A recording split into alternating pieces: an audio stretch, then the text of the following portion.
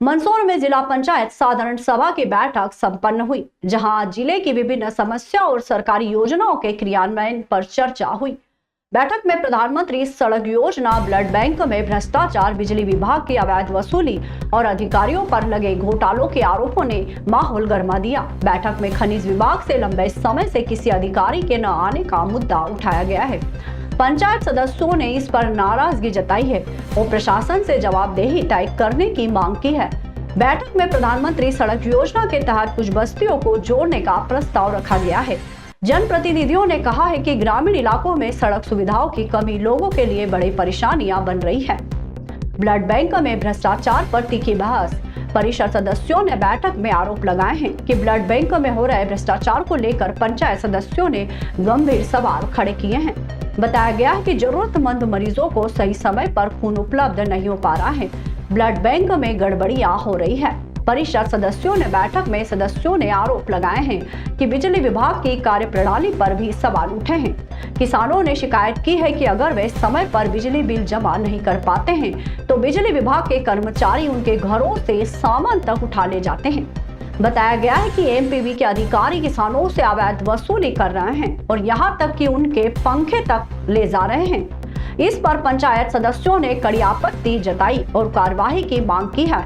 अधिकारियों पर भ्रष्टाचार के आरोप दीपक चौहान व अन्य परिषद सदस्यों ने बैठक में आरोप लगाए हैं कि सीएचएमओ जीएस चौहान और वीपी गुप्ता पर भी भ्रष्टाचार के आरोप लगे हैं।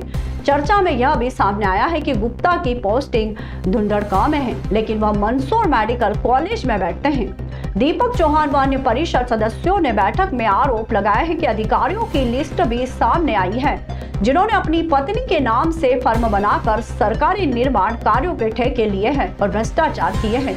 ये सब कलेक्टर अदिति गर्ग की नाक के नीचे हो रहा है, जो खुद को ईमानदार और हर चीज पर नजर रखने वाली अधिकारी बताती है। इस बैठक में जिला पंचायत सीईओ अनुकूल जैन भी मौजूद रहे हैं, लेकिन अब देखना होगा कि इन गंभीर आरोपों और मुद्दों पर प्रशासन क्या कार्रवाई करता है। अब सवाल ये उठता है कि खनिज विभाग के अधिकारी बैठक से क्यों नदारद रहे।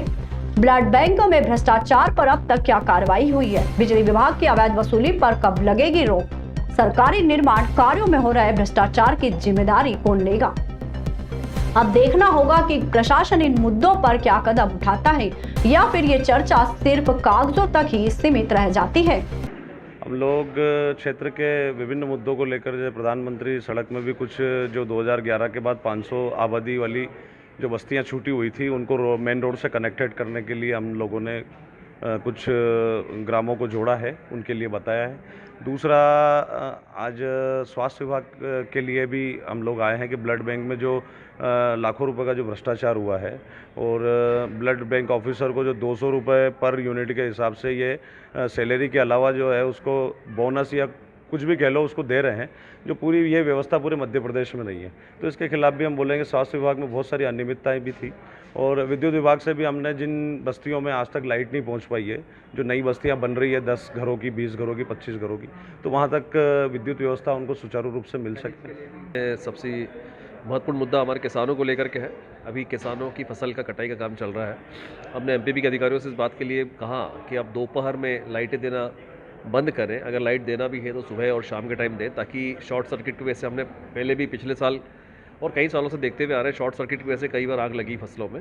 इसके लिए हमने निवेदन किया है। दूसरा, अभी इन्होंने एक अवैध वसूली बिजली के कनेक्शन, बिजली के बिल के नाम पर, बिजली के बिल अगर किसान भरने में लेट हो रहा है तो उनकी मोटरसाइकिलें जब्त की जा रही है, उनकी साइकिलें उठा उठा के ले जा रहे हैं। कई जगह तो पता लगा कि घर में पड़ा एक छोटा सा पंखा तक उठा के ले गए। तो ये गुंडई एमपीवी बंद करे, नहीं तो उसके खिलाफ हम सभी आकर्षित, तो वैसे ही ऑलरेडी आकर्षित किसान आकर्षित है, धरना देंगे, आंदोलन देंगे। साथ ही एक बहुत बड़ा मामला स्वास्थ्य विभाग को लेकर के है। भ्रष्टाचार के आखंड में डूबा मंदसौर जिला चिकित्सालय, उसके अधिकारी सीएमएचओ जीएस चौहान। बड़ा आश्चर्य की बात है कि हमने कई मुद्दों पर पहले भी कहा, विपिन गुप्ता जैसा आदमी, भ्रष्टाचारी आदमी, जो धुंधल का पोस्टिंग है उसकी, आज भी वो मेडिकल कॉलेज में बैठा हुआ है। ऐसे कई मामले हैं। अभी हमने कुछ ऐसे अधिकारियों, कर्मचारियों के बारे में भी जानकारी निकाली जिनकी पत्नियों के नाम से उन्होंने अपना एक एजेंसी बना रखी है और निर्माण कार्य वो स्वयं कर रहे हैं। बहुत आश्चर्य की बात है कि शासन की नाक के नीचे, ईमानदार हमारी कलेक्टर अदिति मैडम, उनकी नाक के नीचे ये सब चीज़ें हो रही है। आज इसी को लेकर के हम लोगों ने एक बात करने का प्रयास किया है, जहाँ हमारे नया जिला पंचायत सीईओ साहब भी आए हैं, अनुकूल जैन साहब। अभी बैठक जारी है, अब देखते हैं इसमें क्या